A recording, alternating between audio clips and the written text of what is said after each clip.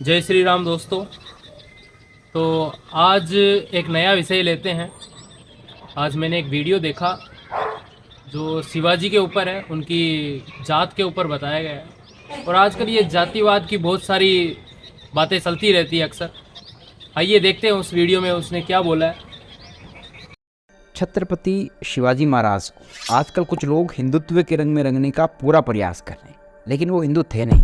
मतलब तो भाई वह यूं कि 1674 में शिवाजी ने रायगढ़ को अपनी राजधानी बनाई और अपने आप को राजा घोषित कर दिया।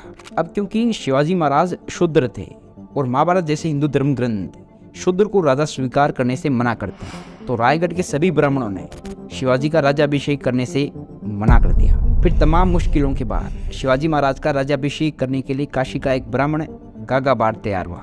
आपको जानकर हैरानी होगी कि गागा भाट ने शिवाजी महाराज का राज्याभिषेक अपने लेफ्ट लेग के अंगूठे से किया और राज्याभिषेक में 4 करोड़ 26 लाख रुपए तक खर्च करवा दिए। अब बताओ, जो छत्रपति शिवाजी महाराज उस वक्त शूद्र थे, आजकल हिंदू कैसे हुए? तो आपके क्या विचार है इस वीडियो पे? ये शूद्रों को भड़काने के लिए अभी बहुत अच्छा आपने ये प्रश्न लिया है।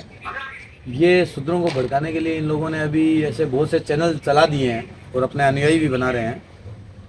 और ये तथाकथित जो हिंदू धर्म के 4 स्तंभ हैं, ये बराबर के स्तंभ हैं। पहले तो ये समझना चाहिए, ब्राह्मण क्षत्रिय वैश्य शूद्र, इसमें कोई बड़ा छोटा है ही नहीं, ना कभी बताया गया और ना कभी था। और इसमें इन्होंने बोला कि हिंदू नहीं है शूद्र है, तो ये मेरे को ये भी समझ में नहीं आया। हिंदू नहीं है, हिंदू शूद्र नहीं है मतलब। हाँ, तो इन्होंने सबसे पहले तो अपनी इसी बात को काट कर लिया। ये इनके जो ये बातों के जो महल हैं, जो भड़काने की जो बुद्धि है, मिट्टी के महल हैं ये धराशायी। 1 सेकंड में देखिए मैं करता हूँ इसको, कि शिवाजी के बारे में ये बोले कि शिवाजी को शूद्र मान करके ब्राह्मणों ने राज्याभिषेक करने से मना कर दिया। शिवाजी राज्याभिषेक के लायक बने कब? जब उन्होंने काफ़ी युद्ध किए होंगे, जीते होंगे और राजा बनने पर लागू हो गया होगा। ऐसा तो नहीं है कि किसी को उठा करके राजा बना दिया गया। शिवाजी अपने कर्मों से राजा बने। और अब कब कर्मों से जब वहाँ पर पहुँच गए, तब राज्याभिषेक करते समय वहाँ पर भाट नाम के ब्राह्मण आया ना। ये भाट कौन होते हैं? भाट वो होते हैं जो हमारी गाथाएं गाते हैं, और इन भाटों के पास में पोथी रखी रहती है जिनमें बाप दादा का नाम लिखा होता है। इनको बुलाया गया वहाँ के ब्राह्मणों के द्वारा और बोले कि भाई आप यहाँ तक पहुँच गए तो आपका वंश और का पता करते हैं। और शिवाजी को भी जानना था कि भाई मेरे दादा परदादा कौन थे। अब जब पता किया तो सिसोदे वंश के वो निकले। ये राजस्थान की जो है महाराणा प्रताप का जो वंश था, उसी वंश के क्षत्रिय थे और सिसोदे वंश के निकले। और फिर इनको वहाँ से जो है सिसोदे वंश में इनका राज्याभिषेक किया गया। हाँ, छत्रपति शिवाजी भी ये जो तथाकथित उस समय जो जातिवाद चलती थी इसके खिलाफ थे, इसलिए उन्होंने जो है सिसोदे वंश को वापस उसी प्रकार ग्रहण नहीं किया। उन्होंने अपना वहीं से जो है वंश चलाया जो भोंसले वंश से जाना जाता था। और शिवाजी का कहीं पे आप देखो, शिवाजी को मराठा जाना जाता है। मराठा कौन? मराठी बोलने वाले लोग, क्षेत्र के जो लोग हैं उस क्षेत्र के लोग थे। क्षेत्र कोई जाति बना लिया, अपनी भाषा को अपनी जाति बना लिया। मारवाड़ रहते हैं मारवाड़ी, मराठा में रहते थे, मराठी यहाँ बोली जाती थी, मराठी कहलाए। तो मराठा वंश कह दो या इनका भोंसले वंश कह दो या सिसोदे वंश कह दो, एक ही बात है। तो ये जातिवाद क्या है फिर? इतनी सारी जातियां बताई जाती है, ये सब क्या है? फिर वीर शिवाजी महाराज की बस वीरता थी कि वो राजा बने, वो अपने कर्म से राजा बने। बस इस बात को विष्णु समझना पड़ेगा। शिवाजी राजा बने इसलिए क्योंकि उनमें वीरता थी, क्षत्रिय के वो गुण थे उनमें, और इन गुणों के कारण सदैव सम्मान होता है। इससे पहले कौटिल्य जो थे चाणक्य ऋषि के पुत्र, जिनको चाणक्य के नाम से जानते हैं, इन्होंने वहाँ के एक राजा को चैलेंज किया। तो उसने बोला कि मैं बड़ा राजा हूँ, तुम मेरा क्या बिगाड़ लोगे? उन्होंने कहा मैं ऐसे ही किसी को उठा करके राजा बना दूंगा। एक बालक को उन्होंने वो गुण देखा वो बालक छोटा बालक था और वो न्याय करने के लिए राजा की तरह बना बैठा था।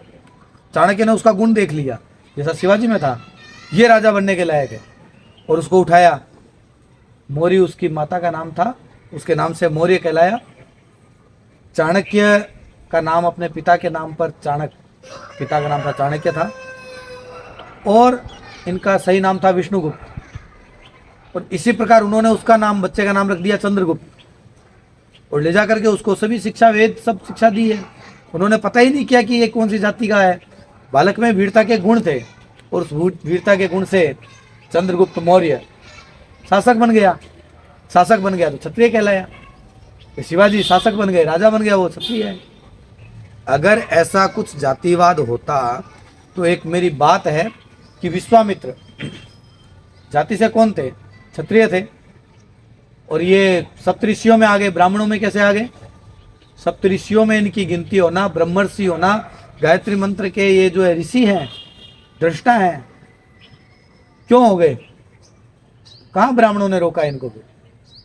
इसी प्रकार हमारे जो ब्राह्मणों के परशुराम हैं, इन्होंने क्षत्रियों वाला काम किया, तो इनको कहाँ ब्रह्मर्षि पद इनको मिला ही नहीं, चाहे भगवान के अवतार ही क्यों ना कहे।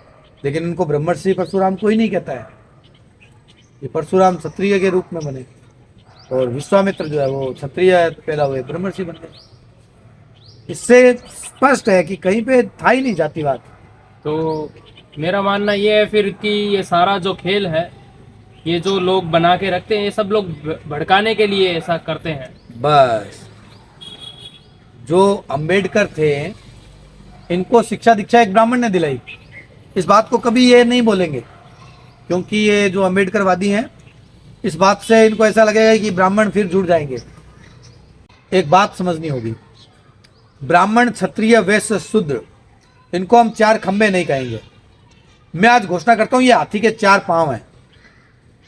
इनमें से यदि एक पांव को बेड़ी बांध दी जाएगी तो ये बाकी तीन पांव काम करेंगे। बस यही काम इन्होंने किया हुआ है। जब यहाँ पर मुगल आए, अंग्रेज आए, या बाहरी कभी भी विदेशी ताकतों ने जब यहाँ पर आधिपत्य करने की सोचा है, तब उन्होंने कहा ये जो चार पांव हैं, ये अगर अलग अलग रहें तो ये हाथी किसी काम का नहीं है। इसलिए उन्होंने इनमें फूट डालने का काम किया। और अभी तथाकथित ये कुछ पैसे के लालची यूट्यूबर, मैं इनको बोलूँगा स्पष्ट रूप से, पैसे के लालच में ये लोग केवल और केवल बस इस बात को भड़का रहे हैं कि ब्राह्मणों ने अपमान किया, ब्राह्मणों ने ऐसा किया। ब्राह्मण कौन थे? ब्राह्मण ज्ञानी लोग थे। भारत को एक करके रखना चाहते थे, भारत को ताकत बना करके रखना चाहते थे। तो मुख्य बात यह है, भारत में जो ये चार स्तंभ हैं, ब्राह्मण, क्षत्रिय, वैश्य और शूद्र, ये उस मतवाले गज के चार पांव हैं। और इन चारों पांवों को एक दिशा में चलने से ही मार्ग तय होगा। ये इनको रोकने का कार्य सर्वप्रथम किया जा रहा है। और इनमें जो साक्षरता की जो कमी है, उसी के ऊपर अंबेडकर जी ने ये आरक्षण का जो है लाभ दिया कि ये समझदार जिस दिन हो गया शूद्र, तो ये इन भिड़काने वाले लोगों की बातों में नहीं आएगा। तो इन शूद्रों में से हमको ब्राह्मणों को निकालना है, इन शूद्रों के अंदर से ही हमको क्षत्रियों को निकालना है, इन शूद्रों के अंदर से ही वैश्यों को निकालना है, इन शूद्रों के अंदर से इन सभी चारों कौमों को हमको इन्हीं के अंदर से प्राप्त करना पड़ेगा। अभी कलयुग में तो इनको मुख्य बताया गया है, और शास्त्रों ने बताया है कि ये जब तक साथ नहीं देंगे तब तक कुछ नहीं हो सकता। अभी देखा होगा कि इनको अभी भड़काने वाले सबसे ज़्यादा मुसलमान हैं। जय भीम और जय मीम, ये एक नारा दिया गया है। इनमें भी जो ये जय मीम बोलने वाले हैं, इनको देखा होगा, इन्होंने कभी हमारे जो एटॉमिक आविष्कारक जो अभी हुए, भारत के राष्ट्रपति पद तक पहुँचे, अब्दुल कलाम, उनका नाम ये कभी नहीं लेते हैं। ये कभी भी जो है रहीम खाना जो बहुत अच्छे भक्त हुए और बड़े कवि थे, उनका नाम नहीं लेते, क्योंकि इन्होंने सौहार्द स्थापित किया। तो सौहार्द स्थापित करने वालों का ये नाम नहीं लेंगे। ऐसे ही बहुत से अच्छे शूद्र हैं जो आज सौहार्द स्थापना में लगे हुए हैं, परंतु ये उनका नाम नहीं लेंगे। ये तो शिवाजी को शूद्र साबित करने में लगेंगे। क्या होगा शिवाजी को शूद्र साबित करके? क्या दिखाना चाहते हैं? मैं कहता हूं थे शिवाजी शूद्र, मान लेते हैं, तो क्या बुरा था? चंद्रगुप्त मौर्य को राजा नहीं बनाया गया? मैं बनाता हूं अभी शूद्र में कोई वीर आएगा उसको राजा बना देंगे, क्या परेशानी है? हमें इनके अंदर से ही वो वीरता जगानी पड़ेगी, इनके अंदर से ही वो जो है बल जगाना पड़ेगा। तो इस प्रकार तो बात यह है कि कहीं पुराणों में ये नहीं लिखा कि ये जाति है, इनका यही कर्म है, ऐसा करके निर्धारित कभी नहीं किया गया। नहीं, हर एक जाति और हर एक व्यक्ति अपने आप में महान है। हाँ, कर्म के अनुसार जाति बनी है, जाति के अनुसार कर्म नहीं बने हैं। अगर कोई शूद्र है, अगर वो टीचर है, तो वो ब्राह्मण कहलाया जाएगा। हाँ, ब्राह्मण का कर्म कर रहा है वो। वेदव्यास, वाल्मीकि उदाहरण भरे पड़े हैं। और जो शूद्र सेना में भर्ती हो रहे हैं, फिर वो तो क्षत्रिय कहलाए जाएंगे। हाँ, वे सभी सैनिक बनाए जाएंगे, उनको सैनिक भत्ता मिलेगा। जो शूद्र पहले भी जो सेना में थे वे सब क्षत्रिय थे, क्षत्रिय धर्म का पालन कर रहे थे। यही तो बात है। बड़े लड़ाकू हुए हैं इनके अंदर। हनुमान जी महाराज ये कौन थे? बड़े लड़ाकू हुए। इनकी वानर सेना को लेकर के ही राम जी ने रावण पे विजय प्राप्त की है। रावण कौन था? ब्राह्मण था। और राम कौन थे? क्षत्रिय थे। और ये सभी वानर सेना कौन थी? शूद्र थी। आज के हिसाब से देखी जाए तो इन्हीं के अंदर से उन्होंने क्षत्रियों को पैदा किया है और बड़े राक्षस कुल का संहार किया है। आज हमें ऐसे क्षत्रियों की आवश्यकता है। इनके अंदर से बड़ा महान व्यक्तित्व है इनका, शूद्रों का। फिर मेरे को तो ऐसे लगता है कि कुछ पॉलिटिशियन ने और कुछ लोगों ने मिलकर इनकी मेंटलिटी ऐसी कर दी, इनको ऊपर उठने नहीं दिया जा रहा है। हाँ, इन्हीं के लोगों ने। बाकी ज़्यादा महान तो यही है, सत्य बात कही जाए तो। अभी किसी को, धनी को या फिर कोई एसी में बैठने वाले को कहा जाए कि नाली साफ कर दो, तो वो नहीं करेगा। हाँ, शूद्र जो काम करता है वो कोई नहीं कर सकता है। बहुत सही शूद्र ज़्यादा महान है उस हिसाब से देखा जाए तो। आप लोगों की गंदगी साफ करना आसान काम थोड़ी है। खुद की गंदगी खुद साफ करने में घिन करने वाले लोग हैं अब। सही है। तो इस हिसाब से तो शूद्र ही महान है फिर। कोई परेशानी नहीं है, इस चीज को मानना पड़ेगा। शूद्रों ने सदैव इस भारत के लाभ के लिए सबसे जो परिश्रमी काम थे, जो कठिन काम थे, उन कामों को इन्होंने किया है। तो इसमें उनको कहाँ परेशानी आ रही है? क्यों दूसरों को अपनी जाति का बता करके और इस प्रकार ब्राह्मणों ने अपमान किया? आज तक कोई दूसरा उदाहरण मिलेगा कि ब्राह्मणों ने पाँव के अंगूठे से किसी का अभिषेक किया? तो ये किस प्रकार की बेबुनियाद बातें कर रहे हैं। पाँव के अंगूठे से जो अभिषेक कैसे किया जाएगा? अभिषेक का जो जल होता है वो गंगा जी का जल होता है, उसको पाँव के अंगूठे से कौन ब्राह्मण उठाएगा? बिल्कुल विरोधाभास बात की है इन्होंने। कोई ब्राह्मण पाँव के अंगूठे से, और वो भी बाएं पाँव के अंगूठे से जो है अभिषेक करेगा? कहाँ से लेकर के आते हैं? तो कोई लॉजिक ही नहीं है, बस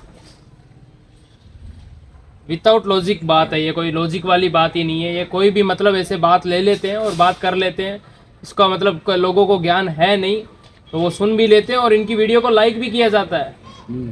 नहीं, वो जो भटके हुए लोग हैं जो इनकी वीडियो को लाइक करते हैं और इनकी वीडियो को जो सब्सक्राइब कर रहे हैं, उनको हम कहेंगे कि इन वीडियो को पूरा सुने, ध्यान से सुने। अगर हमारी बात सही लगती हो तो आइए एक स्वस्थ भारत के उत्थान में सहयोग करें। हमें आपकी आवश्यकता भी है और आप यहाँ पर जरूरी स्तंभ हैं। एक पिता के 4 पुत्र होते हैं, क्या उनमें कोई छोटा बड़ा होता है क्या? तो फिर ब्राह्मण, क्षत्रिय, वैश्य, शूद्र, ये सनातन हिंदू धर्म के 4 पांव हैं और इसको पूजित करने के लिए इन चारों को मिलकर के चलना होगा। यही मुख्य उद्देश्य है। जय श्री राम, जय भारत।